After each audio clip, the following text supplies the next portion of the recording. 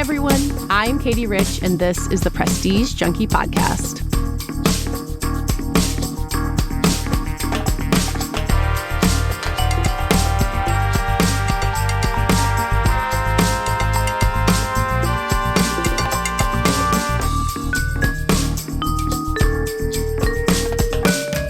This week, the New York Film Festival is underway in beautiful New York City in beautiful September. I'm watching it from afar this year, but to join me to talk about the New York Film Festival is who I think is the quintessential New Yorker, previous returning guest on this podcast, Jordan Hoffman. Hello, thanks for coming back. Hello, thanks for having me, Katie. Hello to all the strung out prestige junkies out there waiting for their next fix.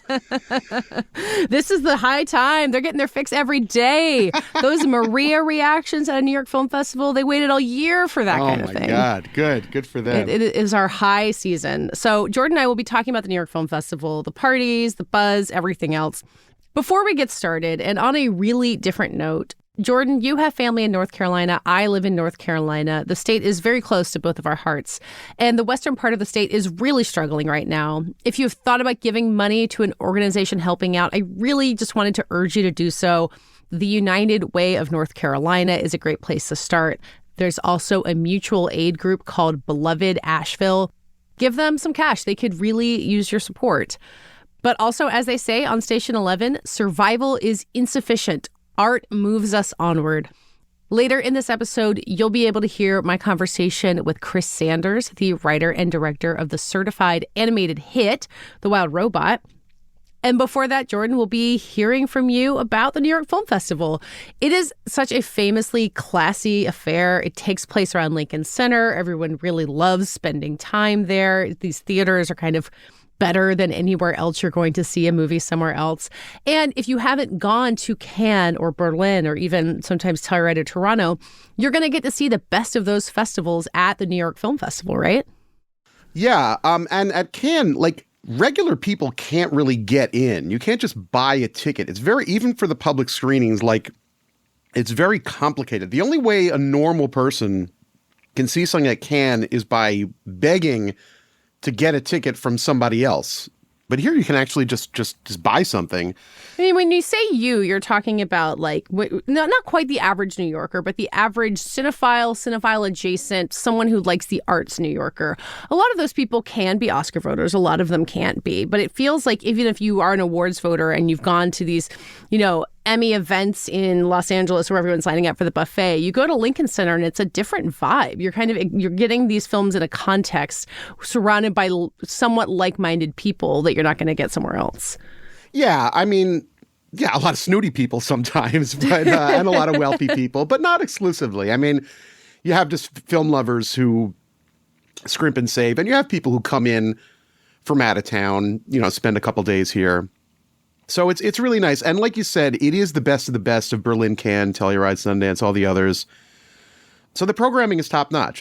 What's the type of movie that plays best at New York Film Festival? You say snooty. It doesn't necessarily have to be like I always think of the documentary about the gondola in the Himalayas where there's a goat ride like that. I loved seeing that movie at New York Film Festival, but that feels like the quintessential snooty thing. But can you identify a certain type that does best at this festival? Well, what you're referring to is the film Monica Mana, which is just 90 minutes of immersive, I'm floating over wherever it was, and there's goats and people just sitting there. I loved it. I love that movie too. And that was part of a sidebar that the festival always does every year, which I believe is called the Currents Sidebar. And they do program a lot of what the hell is this avant-garde stuff. They don't have a lot of world premieres, the New York Film Festival. Mm-hmm. When they do have world premieres, they tend to be in that category. So there are some of those this year. There's this filmmaker, Julia Loktev. She made Day Night about 20 years ago. She has a 5.5-hour documentary that I have not seen yet. It's also part one. It's called My Undesirable Friends. And it's shot in Russia. And it's about she was friends with a lot of journalists and dissidents in Russia as the Ukraine war starts, and one by one her friends flee. Yeah. I have not seen it. It's 5.5 hours long. I hear it's fantastic.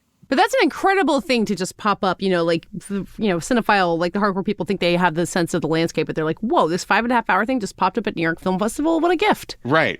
And apparently is just, I spoke to one of my friends who has seen it, who said it was just like absolutely nerve-wracking because you become really invested in these people. And then one by one, they're just like, no, I have to flee. Goodbye. And they just disappear. Another one's called Suburban Fury, which is about one of the many people who tried to assassinate Gerald Ford. Like a few people tried to kill him. There's another documentary about an Austrian astronomer by the director Jem Cohen, who made the film Museum Hours from like about a decade ago, which I love. And those are kind of the three big world premieres there. But like, it's New York's first shot at a lot of really big movies like Anora and The Brutalist and Nickel Boys and Blitz, which is playing in London first. Yes, and that has yet to premiere as we're talking. But I did want to ask about Nickel Boys. That was the big Friday night, opening night film. It played at Telluride just for, whatever small audience is there. And to me, I thought got some people saying it was a flat out masterpiece. And then some people who seemed a little bit more puzzled by it. The vibe I was getting was that New York was a more receptive audience. Did it play that way for you? Well, it depends who you ask. Okay. It depends who you ask. Right. Sounds kind of like The Zone of Interest, which I've heard multiple people compare this movie to in terms of how stylish and daring it is. Yeah, I mean, it does, much like The Zone of Interest has a gimmick, and I hate to talk about movies about, Jim Crow or the Holocaust as gimmick films, but they are. Nickel Boys' gimmick, so to speak, is that it's all shot first person, but with switching points of view. And it's very sort of experiential. Sometimes a scene will just cut and it'll be like stock footage of the Apollo 8 mission and they don't really tell you why. It's kind of like it goes with the flow, which is very interesting because the book, which I read earlier this year and is fantastic. I also did that. The book, although the book does jump back and forth in time a little bit, it isn't all that avant-garde. The movie really kind of hits the accelerator on the avant-garde aspect. And I will say to you and the listeners, I'll be completely honest. Had I not read the book, I do worry that I may not have totally understood the film. I mean, I'm just being honest in how much of a dumb guy I am. That there are things that are in the movie that are subtle. And if I hadn't read the book, it's the type of thing where I would have had a conversation with somebody and I'd be like, what was the thing where blah, blah, blah happened? And then they'd say, oh, that meant that so-and-so. And I'm like, oh, of course. That sounds like The Zone of Interest where a lot of us got out of it. We're like, the night vision girl? Who was that? Great. That's practically a one-to-one comparison. Wow. Okay. So I thought The Nickel Boys was quite good. But I have heard from many that there were a great deal of walkouts on opening night. Because opening night, oftentimes it has a lot of donors there, a lot of older people, people who want to get to the party. Yeah, and I just know that like my mother read the book and loved it. She's going to hate the movie. She's going to watch the movie and she's going to say, "Why can't anybody make a regular movie anymore?" That's what she's going to say. And my father's not even going to watch it. I mean, he's going to say, this story is very sad, but I can't follow what's going on. I would like to know what they would think of something like Amelia Perez then. And I think that's the question animating a lot of award season. Amelia Perez is not a standard movie in any kind of way. I know you haven't seen it yet. Yeah. But it's got this kind of melodrama and like plot driver to it that kind of helps guide you through some of these musical numbers that may be like nothing you've ever seen before. Yeah. That's kind of the question of every award season lately, right? Is like, how far can these movies push the envelope? Like, how ambitious? Not that your parents are indicative of all Oscar voters, but I do tend to think that there's some overlap there. Yeah. I think the line is Moonlight. I think Moonlight is about as avant-garde as you can get. Or Parasite. Moonlight is more, despite the fact that it's in another language, Moonlight is more avant-garde in its style, I feel. Okay. Yeah, that's right. I mean, Parasite is in another language. That's a big barrier for a lot of rubes out there. But people not at the New York Film Festival. Right. I think that Nickel Boys is a step beyond Moonlight in its like go with the flow, jazzy experimental style. And I think that it will be as terms of like awards, the Oscars and whatnot, I think it's a good shot for a lot of nominations. As a winner, I'm not so sure. Well, then tell me about the party. Who's the party going to win some awards? Oh, the New York Film Festival party? The New York Film Festival party is a hoot because it's every year at Tavern on the Green, which if people listening don't know, is it's kind of a tourist trap destination, but it's still really, really nice. It kind of looks like Narnia. It's a giant restaurant event space in Central Park, or right on the perimeter of Central Park, very close to Lincoln Center. And it's a tough party to get into, man. Like my first few years on this gig, I didn't get an invite, and like I would beg people for, can I be your date? I'm like, I didn't get a +1. I didn't get a +1. And then one year, magically, the invitation showed up in my inbox. I'm like, oh, that's when you know you sort of crossed a certain threshold. You haven't pissed off too many of the wrong people. And it's great. Like everybody's there. Actors certainly that are involved in some of the big movies of the festival. Pretty much anybody in the world of New York film. People fly in also from LA and from London just for the opening weekend. And but what's thing is that's very funny. I heard this reported from a very reliable source. And Katie, I will tell you off the air who it is, and you will fall out of your chair. Okay. It was reported to me that it was seen by somebody with his or her own 2 eyes that a well-known pain in the ass in the New York City film scene was witnessed scaling the fence to get into Tavern on the Green to eat the sliders, drink the free Aperol spritzes, and hobnob with, Christine Vachon or somebody. What I mean, that's a blind item. This might be this podcast's first ever blind item. What a thrill. It's a great blind item. And when I could tell the listeners who is, and they'll all go, who? Because unless you live in New York and attend screenings, because there are some real characters that somehow got on the list in 1995. And once you're on the list, you're never off the list. So some of these clowns in New York and in LA too, and I'm sure every other city, got on the list, and they're kind of the bane of everyone's existence, but they still get invited to everything because, well, when they put their comments on their blog, it gets aggregated by Rotten Tomatoes, and Rotten Tomatoes is important because the studios care about that fresh rating and blah, blah, blah. And we can never shake these people. Or it's just easier to keep them on the list than to kick them off. Right, because they complain, because they have nothing else to do. I mean, but yes. The cream of the crop is also there. So we got the yahoos around there in the corner. But Christine Vachon's not showing up to this party if it's not worth it. Yeah, I didn't personally see Christine Vachon this year, but I'm sure she probably was there. And because she's one of the producers on The Brutalist, and if she wasn't there this year, she was there every other year. So God bless her. She's wonderful. That's an excellent story. Yeah, The Brutalist is another film that played well at the festival. Yes, you saw it. I think it. I don't remember if it's premiered for the public yet, but the press screening was pretty early. Yeah. And my understanding was that it was about as much of a scene as the press screening line in Toronto that I was in, where there was a shouting match before I managed to get in. Yeah, a lot of people did not get into the Brutalist press screening. So many people, legit press people that I know, was like, showed up, couldn't get in. People who write for very good outlets. Yeah. Brutalist is great. Brutalist is a big movie. It really has, in literally my opinion. big. It literally on 70 millimeter film. Yeah. Actually, I believe it was shot on 35 and blown up to 70. That's right. 70. I saw it projected on 35 in Toronto, and I was really worried I'd miss out on something. And then when I realized that the 70 print is a blow up, this is very film nerd level talk, but it made me feel a little bit better about how I saw it. Yeah, but it looks great. I saw it in the blow up, and it does have a texture. I mean, I don't know enough about the aesthetics to speak about it, other than it just looked like a classic film. Yes, it looked like filmed on VistaVision. That VistaVision logo at the beginning. Yeah, you're like, so cool. Oh, I'm in for something good. Yeah, it looked much like when I saw The Immigrant, James Gray's The Immigrant. Like it just felt like this has been in a time capsule for decades. Those two movies are a great double feature. I did not think about those two together. They really feel like they have a cut from similar cloth. Yeah. I like The Immigrant more, but I think The Brutalist is very, very good. And Adrian Brody's terrific, and the music is great, and it's a very interesting story because it does not quite go in the direction you think it's going to go. It weaves around a lot.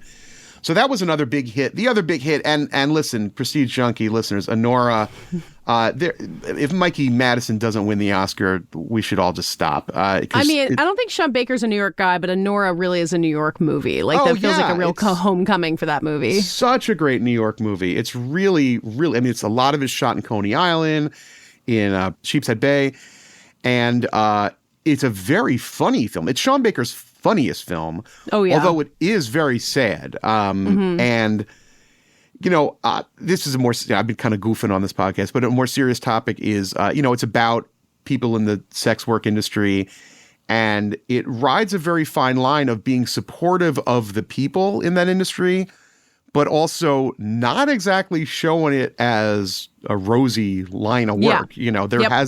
There is a movement, understandably, of like trying to legitimize this as a line of work. Well, I think Sean Baker is really actively trying to legitimize stories about sex workers and their lives. Yeah, for sure. But I think you might come away from this movie, you might come away from other aspects of that conversation as like, oh, that is a legitimate line of work, and then you see Honora and you be like, wait, you're really. It's not a fun job. It's a challenging job. Challenging job. It's not there yet until laws are changed, until attitudes are changed.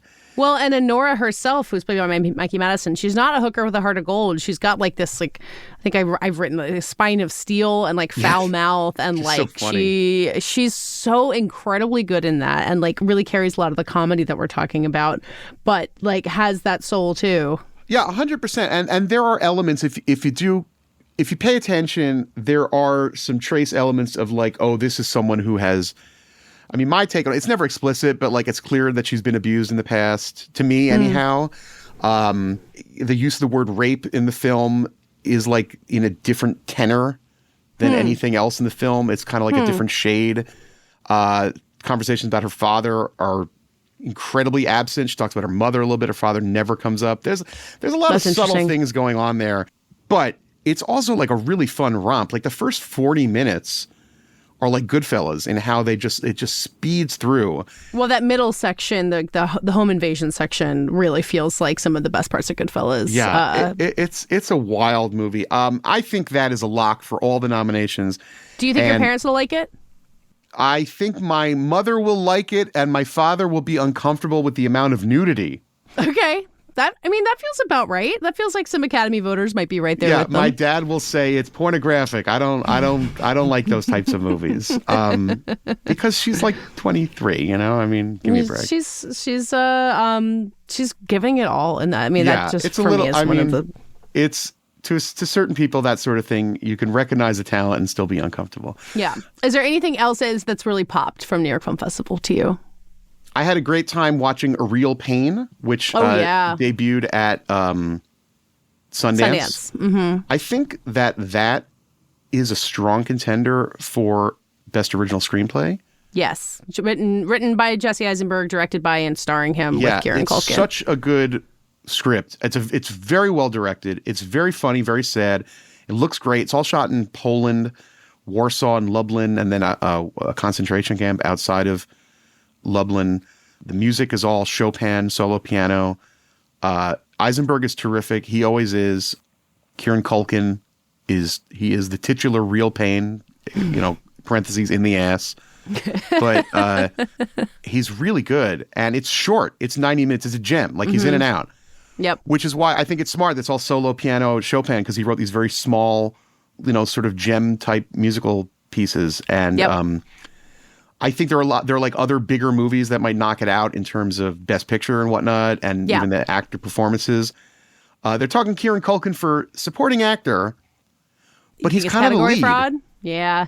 It's kind of a classic two-hander where someone's got to go supporting. They're both the lead, and Adam Pearson, I feel, is the right call for supporting actor for Different Man. Is that what it's called? A Different Man? Oh, yeah, which I haven't seen. When you see it, you'll go, who in their right mind could not vote for Adam Pearson for supporting actor? It's he's in he broke out in Under the Skin. He's the actor who has he has a facial disfigurement, and it's a disease that he has. I don't know the name of it, and it's a wonderful. That movie's incredible, and that's another great New York movie too. That's like, is that in New York Film Festival, or is that just something that no? It's already out in theaters. Okay, and I don't know. It's not getting talked about as much as it should. Sebastian Stan is also dynamite in it. He's having a good fall. The Apprentice is coming out pretty soon. He's really wonderful in that. The Apprentice is a bad movie, but he's great in it. And Jeremy Strong is I like great The Apprentice. I liked it, but it was a little bit too facile for me. It's a little dumb, but it's very enjoyable. It's a good fall for movies, don't you think? 100%. Well, a couple other things that I did see. Okay, yeah, please. A little bit, just sort of, a little bit of a shout out to Grand Tour, Portuguese film by Miguel Gomes. Very weird. I don't even know how to describe it. It's a travelogue film set in Asia. It's kind of dreamy and then funny and then just beautiful. Okay.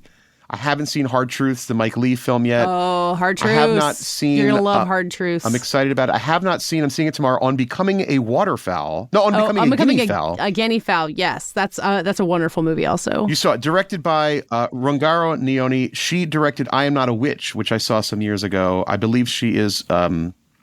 It's Zambian. Zambian, thank you. I think also English, or like there's British funding for the movie. I can't remember if she's also from Britain. Before we wrap up, do you want to make any predictions about how Blitz is going to play as I think it's the closing night film. It'll premiere in London just a day before. It's coming around the bend.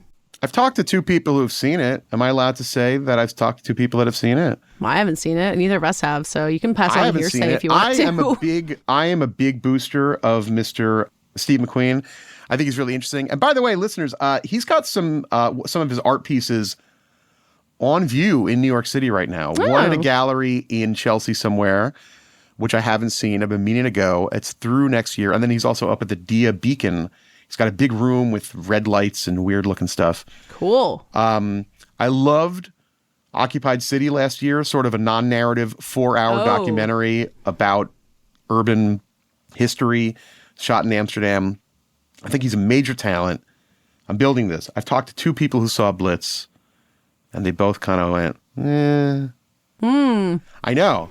Now, that's just 2 people. I mean, you ask 100 people, 98 could love it, and you talk to 2 who don't like it. That's true. And they didn't dislike it. They simply said, wasn't really what I was hoping for. I mean, you think... So it might not be 12 Years a Slave or Widows, but maybe something different's not a bad thing. I think the what I heard, and this is just rumor, is that it just lacked the weight that they expected, and that it was more childlike and whimsical, even though it's set during the London Blitz.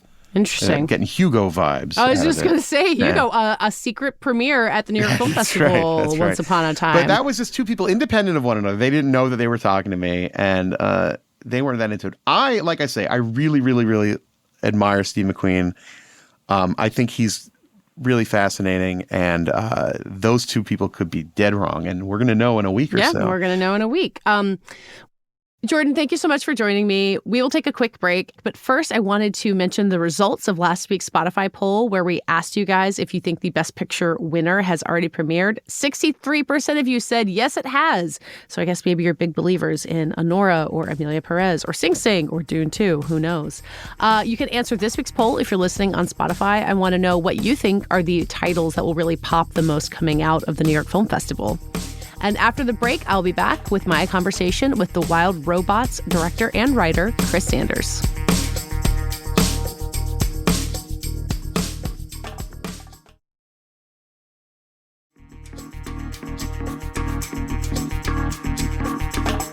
So I got the chance to talk to Chris Sanders, the writer and director of DreamWorks Animation's The Wild Robot. I had seen the movie twice, once at the Toronto International Film Festival, where it had its world premiere, and then once again with my children. If you have seen the movie and you've seen all the mom stuff in it, you know that is an emotional experience.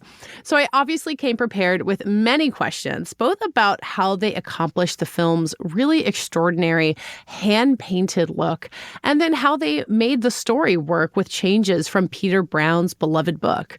My son in particular was very curious about how this really minor Fox character Fink became this major figure in the film voiced by Pedro Pascal. And Chris had great answers about that and everything else. Chris was also the co-director of DreamWorks animation hits like The Croods and How to Train Your Dragon, but he had spent the last few years before The Wild Robot doing other projects, including directing his first ever live-action film, The Call of the Wild, which came out right before lockdown started in 2020. I talked to him about what that time away meant and how in that period, DreamWorks Animation had done projects like The Bad Guys and Puss in Boots: The Last Wish, which really pushed forward their animation style and made room for The Wild Robot to pull off what it does. We got into the nitty-gritty of animation as well as storytelling, and then also some of Chris's nerves ahead of the opening of The Wild Robot. It turned out very well, as it turns out. Hear it all in my conversation with the writer and director of The Wild Robot, Chris Sanders. So it was about a year ago where there were all these headlines going out saying Chris Sanders returning to DreamWorks Animation for The Wild Robot. I'm curious about how you felt different as a filmmaker when you came back. You had made a live action film, which you had never done before. You'd gone and worked other places. Did you feel like you were a different person coming back? Could you have made The Wild Robot if you hadn't walked away and come back to DreamWorks in some way? I definitely would have wanted to make The Wild Robot just because of the story, but I am so lucky in the way that my career has traveled. Having made Call of the Wild, the experience of working with actors live on set and just the experience of the whole thing, the immediacy of it and how much collaboration happens every minute of every day and how intensive it is was the perfect preparation to jump into a character like Roz with Lupita. I was much more acclimated and I think ready for that collaboration than I would have been had I not spent time working with actors on this live action film. Yeah, I mean, you've been a voice actor yourself also, Stitch is right there in your history, but it does seem like what the performance of Roz in this movie requires is more than you're going to get in even like How to Train Your Dragon. Like that required a performer who could step up to her level. Did you know that from the very start that was going to be the big challenge you had to overcome to make this character work? I didn't think, I should say I wasn't aware how complex Roz was as a being until we began to work on her. And this is where it's one of those things. Our casting director, Christy Soper, was the first to suggest, Lupita would be an amazing voice for this character. And initially, of course, we're looking at her acting and her voice, and we love them both. But what I didn't really know is how she works as a creator and as a collaborator. And then once we began, we would sit for upwards an hour before we even recorded anything, just talking about Roz, the character. How does she work? Let's talk about the arc that she takes through the film, because we didn't lay her down right away exactly as she is in the film. It took several iterations to really find Roz in these different phases that she goes through throughout the film. And watching how Lupita, I would say, deconstructed Roz so that she could really understand the architecture of her mind, because Lupita understood that Roz would have a very particular way of processing information, and that would inform how she approaches every single thing in the movie. And not only was Lupita understanding the architecture of Roz's mind and what kind of character she really was, she was also designing a voice. So Roz's voice is very different in the opening of the film than it is midpoint and at the end. And she has what we described as engineered optimism. So Lupita puts her voice into a space where I always liken it to somebody walking into a party and being a little bit stressed out and then speaking a little bit to, hello, hi, and being kind of a little, there's a kind of a tightness to it. And that's where Roz is at the beginning. And you could hear the very distinct difference between phase 1 Lupita and then phase 3 Lupita. You said in another interview that you would have these conversations with her, and every single time you would go back to your computer and adjust it based on what she had given you. What does that look like? Are you adjusting like the models and the animation thing? Are you emailing someone to tell them to change Roz's eyes? Like, how does that work exactly? In that case, it was purely dialogue. The Robot Graveyard is another good example. We all had a lot of conversations, including Lupita, about what exactly is being laid down in that sequence. That's a very malleable moment, and you can go a lot of different directions. And we definitely tried some things out until we figured out exactly, precisely what is the most important information to drop and how to shape it so that it's efficient and compelling. Yeah. I was actually looking back at the book, and I had forgotten that the robot graveyard scene in the book, Bright Bill is there witnessing these dead robots and really has this kind of like a familiar child's like existential fear of your parents dying. And like that's a really important aspect of the book. And it seemed to me, and you can tell me if I'm right about this, that you guys had these two characters, Roz and Bright Bill, and they each kind of had to have their own journey and go back. And like you made that scene more about Roz than about Bright Bill. Does that fit with how you wanted to tell that story? Absolutely. The moment in the book when there's a shut-off button on Roz, and it's one of the most popular parts of the book because it's a moment of suspense when Bright Bill is compelled to push this button, and they experimentally power Roz down and power her back up. But it's more in the book closer to the midpoint, and I think we immediately understood that something that I think pivotal or suspenseful would have to be saved until somewhere in the third act, where she's ultimate. And then we played with how it happens, so that instead of just a simple shutdown, she's actually being wiped by universal dynamics. When they finally find her, they're desperate to understand, why is she operational, and why does she look like she does, and what went wrong here, and they want to understand it. So she's being downloaded until she's empty. That's a good example of how we took a moment from the book and brought it to, I'd say, a scale that would be good for the screen, if that makes sense. Yeah, that the bright bill stuff in that reminded me of when I broke my ankle and my kids witnessed it, and they were so freaked out in a way that I couldn't really understand. And then I read the book and I was like, oh yes, they really don't like seeing their parents get hurt. It's a real universal thing. No, I mean, the changes in the book to me are fascinating because you're adapting this book that's incredibly well loved. There's a lot of pressure to maintain stuff. And I think it's very true to the book in a lot of ways. And there's these major adaptations. I told my son who'd read it that there's a big fox character, and he was like, what? There's a fox in this? And Fink is in the book, but not in the same way. But how did you figure out? I know you talked to Peter Brown and know you worked on the story here. How did you guys figure out that balance of being true to this book that people love and telling your own story? I think that Peter was very awesome from the very beginning, and he said, if you need my assistance, I'll be here to give you advice or fill in information that you don't have, or I will react to what you've done if you need that. But he also said, I understand that you're doing an adaptation, and I'm going to do my best to let you do that and not get in the way. So we all struck a really wonderful balance right off the bat, where Peter was incredibly informative and helpful. The whole idea that kindness is a survival skill came from our very first conversation. It's something that was a guiding principle that he had in mind as he wrote the book, and he laid that on us in our very first conversation, which was one of the biggest, most important things that he revealed to us. Because it's not really said explicitly in the book, right? I was trying to remember. I don't think Roz has that line quite in the same way in the book, right? Indeed, she does not. And we handed that to Fink. That was one of the reasons I really I boosted Fink as a character, because of all the animals. He's representative of all the animals on the island. We only have about an hour and a half to tell the story, so we can't have a parade of animals come through. Neither do we want to, because we also want Roz to feel like an outcast.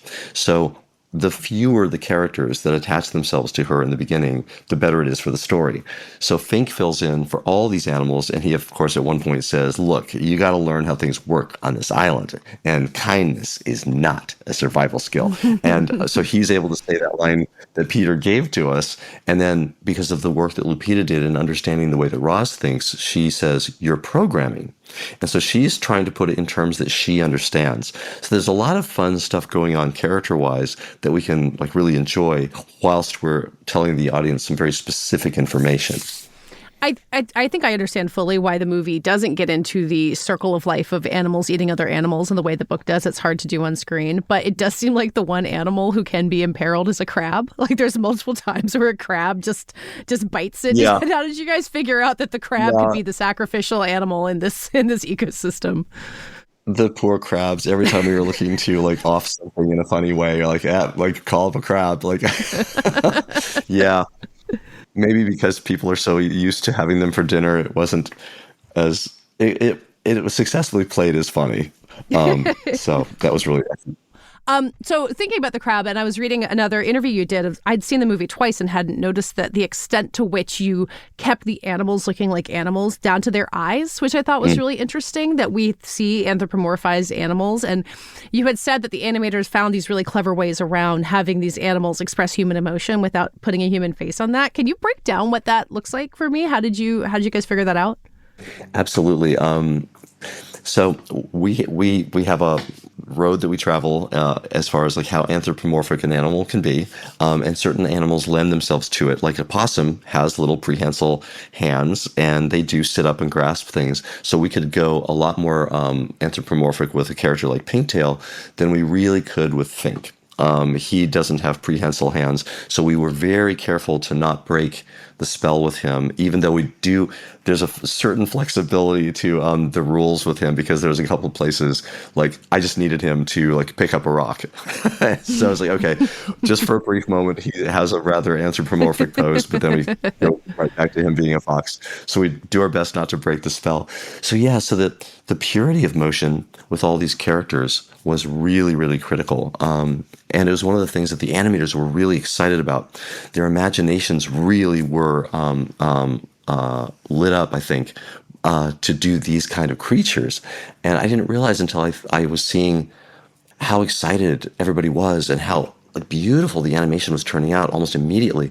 I realized, wow, like the animators really were psyched to do these kinds of animals. And we even took a trip with the animators to the Museum of Natural History to get a close-up look at some of these creatures, just to look at the details of the way the fur works and such, so that when we painted them, they would have the proper vibe. So one of the things I'm so impressed with is that when you see the beaver come out of the water, the exact sheen that is painted onto his fur is just, it's so perfect, right? So it was really fantastic to see how people attached themselves to these animals and how they animated them and studied them. Well, then when you're designing Roz, in theory, you've got a robot you can make as expressive as you want to. You could have her make any face, but you clearly embrace the limits. You know, the book has these illustrations of this very basic robot. You kind of ran with that in a way. So how did you make Roz expressive within the limitations you set for yourselves? Yeah, I wanted to stay as true to the book as possible, so we really took our cue from the proportions of Roz as depicted in Peter's illustrations, and we liked the segmented arms and the segmented legs, for example, the high torso, etc. One of the only things I was insistent about was that even though Peter Brown's Roz has a very simple indication of a mouth, that we not have a mouth on our Roz. I wanted very, very little articulation. I wanted to limit the articulation on her face to just her eyes, which are very elaborate. I was convinced that giving animators that limitation would push them in other ways. So through pantomime, timing, and all her posing, Roz is transmitting her emotions really successfully, but more like Charlie Chaplin or Buster Keaton would. And there was a bit of a surprise. We added these linear lights to her surface that are on her face and her torso. And initially it was just to make her a more interesting robot, but it turned out that that was like a real help. As Roz speaks, the lights react, and they let us know, like, they let us, I'd say they enhance our knowledge of what her power level is, what her state of mind is she frightened, is she not frightened? So that was something that I didn't expect, design-wise. So we also had I would say, very welcome extra pressure of coming up with a robot that would be iconic. No small thing, right? And one of our artists, we were all doing drawings, trying to figure this out. And I was doing drawings as well. But one of our artists named Hyun Ha, he walked in one day and pretty much created the Roz that we see on screen. And he locked into a language of these spheres that became a harmonious element in her design principle. And it was just so friendly and a design. It adhered to all the proportions of Peter's illustrations, and it checked every box. And we were like, okay, pencils down. Hyun, you have done it. we have our Roz. And we began to just detail out that particular design. You were talking about the technology earlier that had developed, and I feel like Puss in Boots: The Last Wish feels like a really clear lead up to this movie and its style. Without getting technical to the point that I can't talk about animation to that degree, what were those innovations? What were the achievements that they had built already that made you say, okay, I can really do what I want this movie to look like? Yeah, and you're talking to the right person if you don't want details, because Jeff Budsberg, our VFX supervisor, would be able to inform you of those details. I'm sure someone else would be able to understand. I have a limited ability to understand. Absolutely. One of the things that they pushed that I do not believe was existing on the other films you mentioned is an ability to paint dimensionally. Mm-hmm. So we actually got away from structures underneath things like trees and rocks. And I went to a demonstration where one of our artists, I believe it was Baptiste, was at a Cintiq, and he was sitting with a stylus. But we were all looking at a big screen. And as he painted and moved his stylus, brushstrokes were appearing on the screen. And he was painting grass. And then he was painting the bark of a tree. And he would turn that painting and just keep painting. So these are just shells of paint. And the really beautiful thing that came out of that is the brush strokes, they come and go. So on a foreground piece of grass, you can see through the grass here and there where the brush was like maybe a little too dry and wasn't full of paint. Because it's being painted dimensionally, it can also be lit. So once we dimensionally paint something, we can light it just like we would a set that had a more extensive geometric build. So they are just as solid and they react just as anything else we would build. Another great example is a scene with Paintail where she's peering through a hydrangea, I think, and she's peering at Roz. And if you look at the little blossoms of this hydrangea, they're just brush strokes floating in the air. And when she pushes them aside, they react as though that they have a structure under them, but they're just brush strokes. And that's the kind of like luminous kind of vibe that came out of this dimensional painting. So when you said that this is the most handmade CG movie to come along in decades, that's what you mean, that we're seeing actual human brushstrokes as the background in this movie? Absolutely. Every single bit of this movie has a brushstroke that was rendered by a human hand. The exception would be Roz at the very beginning. She was deliberately left as a traditional CG element, so her surface is perfect. It's got that photorealistic surface that we were obligated to for all these decades because of the nature of the technology.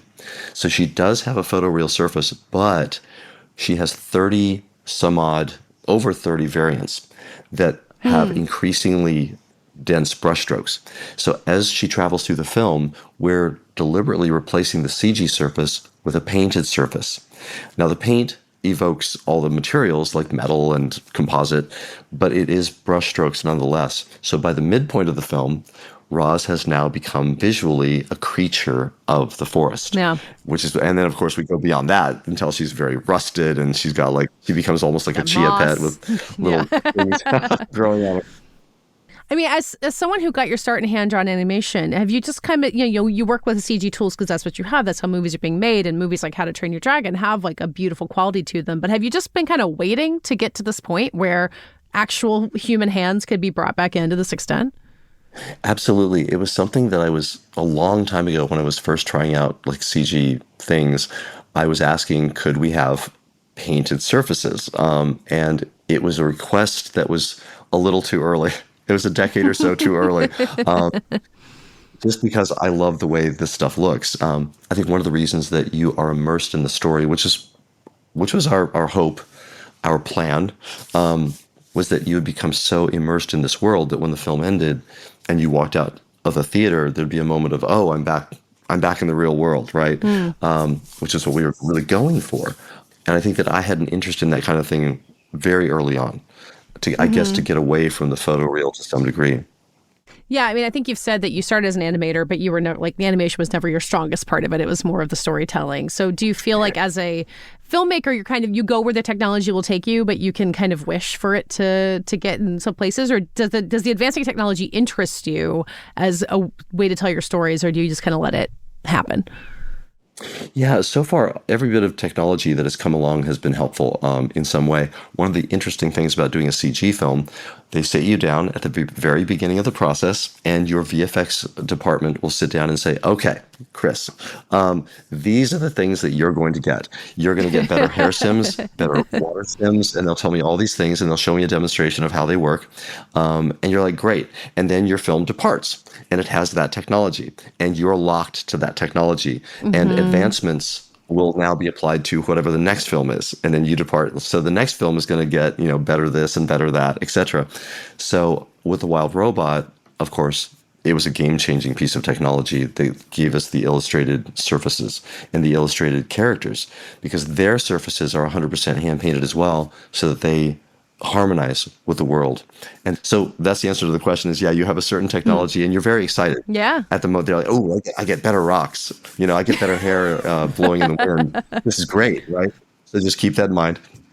But with, of course, this technology, the thing I didn't expect was that the overall effect of this painted, more impressionistic world is that it feels more believable. And that blew me away. I didn't expect that. I wanted the immersion, but didn't expect that when you see like a high wide shot of a waterfall, it's a painting, but it feels so incredibly real. And the other thing I would point out is that when it comes to animals, we were looking for a texture on their fur that felt more believable that they lived in a forest. A traditional CG animal from the past, we were obligated to have every bit of fur would be visible. Millions of little hairs on like a fox's tail. But with this painted technique, it feels matted, and we're not seeing those individual hairs. And the crazy thing is, that feels more believable. So by getting away from a photoreal look, we actually have the effect of a more photoreal world in a way. It's not photoreal, but it feels very believable. And that is something that was an absolute surprise to me, and of course was very exciting to everybody. Do you feel like there's something about how the human mind embraces abstraction maybe more than we realize? Like we can see 3 circles and believe that that's Mickey Mouse and kind of fill in the gaps for us? Like, is that what a lot of it, like other animated movies or maybe even you in the past haven't credited audiences with enough to fill in those gaps? Absolutely. I think it's one of the reasons that animation has a way to endure. It is a very magical thing. And I think it's exactly what you're saying.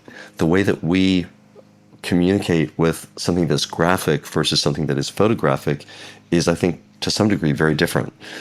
And there's something magical about that. I point out that, like, a Calvin and Hobbes drawing, for example, or an old Mickey Mouse drawing, they've got imperfections, but they have such life to them in another way. So, and you only get that when a human being draws it. There's no substitute. It's the difference between hearing someone play an instrument in person and hearing a synthesized recording. It's completely different. So 100% I agree. I don't exactly understand the details of it, but I'm like everybody else. I react differently to something that's painted and graphic. And it has a way of communicating very immediately, I think. It gets to the heart of things beautifully. Yeah. So you did a big event for this at Annecy earlier this summer. You're doing a lot of interviews for it. There was a Toronto premiere, obviously. There's a big machine behind this movie, maybe even more so than any of the films that you made before. How do you wear that pressure? How do you stay sane amid all of this? You know, the movie is done. You've made it as best as you can, but now comes the next step. Where's your head at in that part of the process? Oh, this is the suspenseful part, right? Seems like a lot of pressure. I think it's very exciting to work on an original because you have to. To have a franchise later on, you've got to take some risks and do an original. And I have to say, I was really, really, really impressed with all the executives at DreamWorks, Margie Cohn and Kristen Lowe, because when we started the movie, we had a conversation and I said, this is a very different book. It's a very different kind of story. And the journey of making it is going to be a little more suspenseful because there's going to be a long period before this thing really starts coming to life, because in lieu of having a lot of dialogue, we're going to have to wait for the animation to come in. So it'll be a longer gestation period. Yeah. Margie, Kristen, and Eric were like, they said, that's the reason. That's why we want to make this. We wanted to be different. So we embarked in a different direction, and everybody stuck with it. So I think it's something that we're really, really, really excited about. And also, it's one of the reasons I'm so anxious to get the word out. Like, if you have the chance to see this on a big screen, definitely take advantage of that, because you will come out, and I think in years from now, I really do believe people who saw this at release will talk about that. Like, I saw this when it was in the theater on a big screen, because the impact of the visuals and Chris Bauer's score there's no substitute for seeing this in the theater if you can. Yeah. Well, I got to see it in the theater. Universal helped me do a sneak preview with my son's 3rd grade class, who are all reading The Wild Robot in school right now, and it was a huge hit. So all those 8-year-olds now have the magic of cinema. They're infected with the bug. So you did it. Oh, that's great to hear. This show is edited by Brett Fuchs and co-produced by Brett Fuchs and me. Our theme music is by Dave Gonzalez. Thanks again to my co-host, Jordan Hoffman. Get the Prestige Junkie newsletter by going to theangler.com and subscribe to this podcast on Apple, Spotify, where you can answer this week's poll, or wherever you get your podcasts. We will see you next week.